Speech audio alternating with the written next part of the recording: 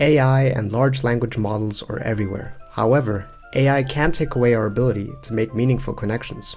And what is more meaningful than learning another person's language? In this video, I'll be talking about a language learning method I thought of that you can supplement with your study plan. It may be helpful especially if you're learning a rare language. The method that I'll be talking about today makes use of the same data that is used to train large language models such as ChatGPT. What you essentially need to do is get the most common words that occur in the training data and use those to guide your learning. This method does require some basic programming. However, I think this could be a good beginner project, so even if you don't know how to program, this could be a fun and potentially useful way to learn. With that out of the way, let's start with the first step, getting the data.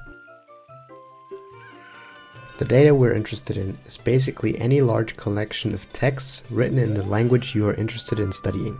This can be a large collection of newspaper articles that are all in a single 1 GB .txt file, for example. You can get this data from a multitude of sources. For example, you can get free out-of-copyright ebooks in different languages from Project Gutenberg, which sometimes allow you to download the book as a plain .txt file. You can also get datasets from machine learning research papers or Hugging Face.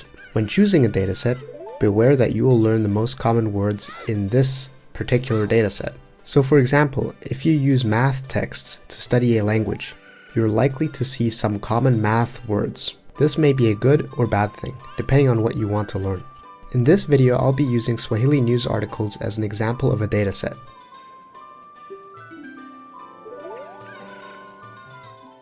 Now that you have your data, we need to extract the most common words. Like with finding data sources, you have a lot of freedom in how you want to do this.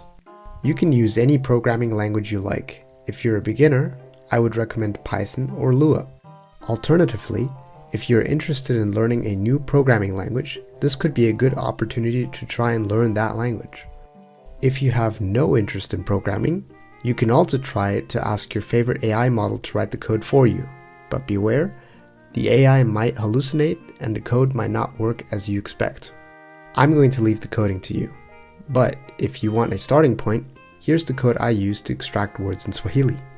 The code is written in Lua and should work on any language that uses spaces to separate words, such as English. If your language does not separate words with spaces, you'll need to do some extra work. You could try to use something called a word parser to try and separate the words. However, at this point, I think it is better you buy a book or get some official frequency word list instead, as you don't want to learn words that did not get separated properly. To summarize, if the language you're studying, 1. does not use spaces to separate words, or 2.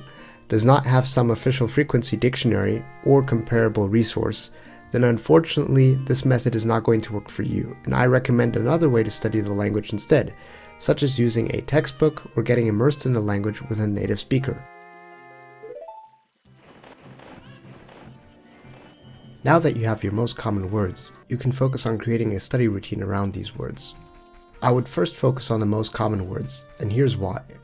Here's a plot of the word frequencies in my dataset. All large datasets should follow a similar pattern. On the vertical axis are the word frequencies, and the horizontal axis represents the rank of the word in the word list.